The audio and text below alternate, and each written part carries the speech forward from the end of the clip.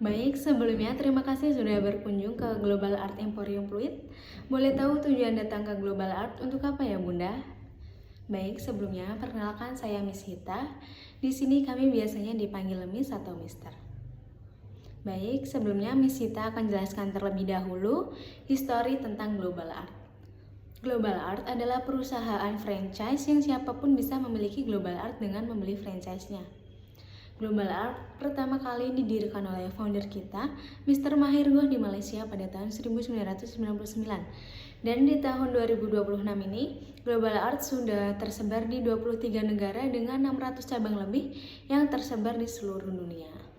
Kemudian Global Art pertama kali masuk ke Indonesia pada tahun 2004 dan di tahun 2026 ini Global Art sudah mencapai 100 cabang lebih yang tersebar di seluruh Indonesia.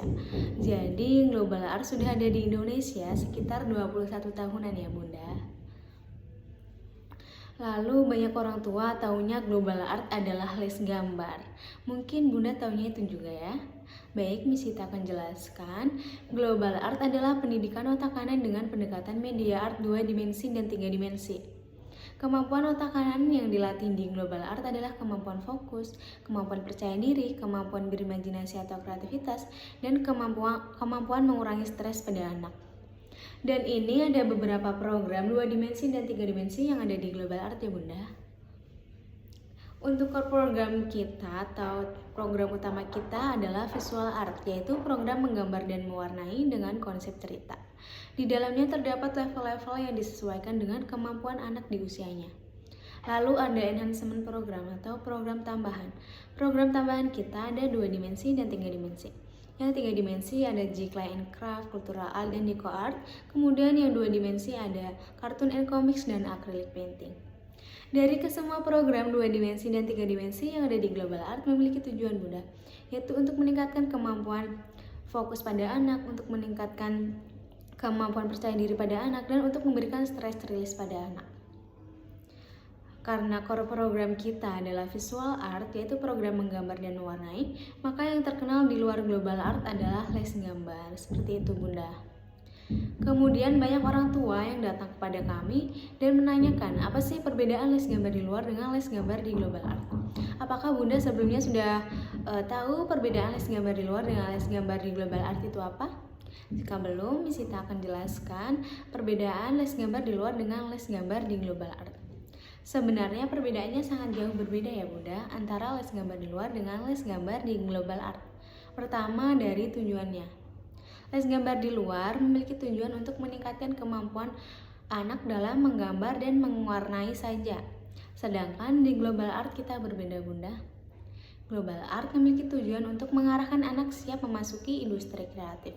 Seperti yang di awal tadi saya jelaskan, Global Art adalah les kreativitas. Dan yang kalau Bunda tahu, slogan Global Art adalah Think Kreatif. Seperti itu Bunda. Kemudian perbedaan yang kedua pada aliran seninya. Les gambar di luar biasanya menggunakan aliran seni fine art atau realis. Apakah Bunda sebelumnya sudah pernah dengar atau tahu kedua aliran seni ini? Jika belum, Miss Hita akan jelaskan. Untuk aliran seni yang pertama, fine art. Nah, tujuan dibuat karya seninya hanya untuk kepuasan pembuatnya saja. Jadi, mau orang lain tidak menyukai atau tidak mengerti karya seni tersebut tidak masalah. Atau kita bilangnya idealis. Kemudian untuk aliran seni kedua yang banyak digunakan les gambar di luar adalah realis. Nah, tujuan dibuat karya seninya karena untuk menyerupai bentuk aslinya. Jadi contohnya menggambar buah apel semirip mungkin atau menggambar hewan semirip mungkin. Jadi karena tujuannya semakin mirip dan semakin nyata, maka value atau nilainya akan semakin tinggi. Sedangkan di Global Art kita tidak menggunakan kedua aliran seni tersebut Bunda. Kita menggunakan aliran seni komersial art. Nah, tujuan dibuat karya seninya untuk memiliki nilai jual dan mengedepankan konsep. Jadi semakin kreatif, semakin inovatif, semakin out of the box konsepnya, maka value atau nilainya akan semakin tinggi. Contohnya buah apel Bunda. Dalam karya seni realis, buah apel adalah gambar atau lukisan yang sangat mirip dengan aslinya. Karena point of interest dari karya seni realis adalah semakin mirip dan semakin nyata, maka value atau nilainya akan semakin tinggi. Sedangkan dalam aliran seni komersial art, buah apel adalah logo iPhone. Dan yang kalau Bunda tahu, logo iPhone itu tidak menonjolkan semakin mirip dan semakin nyata, karena tidak memiliki warna dan tidak terlihat 3 dimensi. Yang membuat logo iPhone mahal adalah konsep gigitan pada apelnya. Nah, contoh lain dari komersial art itu seperti baju yang Bunda gunakan, HP, laptop, rumah, bahkan mobil yang Bunda gunakan. Seperti itu Bunda. Kemudian untuk perbedaan yang ketiga pada teknik yang diajarkan. Les gambar di luar biasanya hanya menggunakan 2 teknik saja ya Bunda, yaitu teknik menggambar dengan benar dan teknik mewarnai dengan benar. Nah, sedangkan di global art kita lebih komplit Bunda. Kita menggunakan 4 teknik yang akan diajarkan ke anak Bunda nantinya. Untuk yang pertama, teknik penarikan konsep. Kemudian yang kedua, teknik layering. Yang ketiga, teknik menggambar dengan benar. Dan yang keempat, teknik mewarnai dengan benar. Untuk yang pertama, teknik penarikan konsep. Nah, teknik penarikan konsep ini dibagi lagi menjadi 2 Bunda.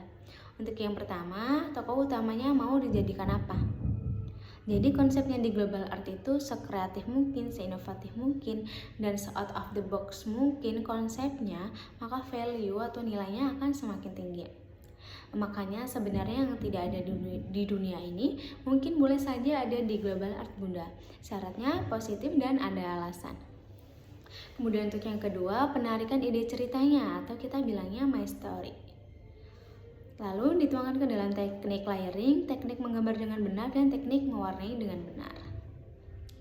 Begitu Bunda.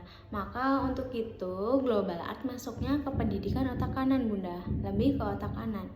Karena kreativitas itu adanya di otak kanan, bukan di otak kiri. Tetapi di Indonesia dari TK bahkan hingga kuliah mereka menggunakan otak kiri semuanya. Menghitung, menghafal, bahasa itu akademik ya Bunda. Sedangkan kalau yang Bunda tahu, pendidikan di luar negeri, terutama di negara maju, pendidikan otak kanan itu dijadikan fondasi sebelum anak-anak memasuki pelajaran akademik. Contohnya di Jerman Bunda.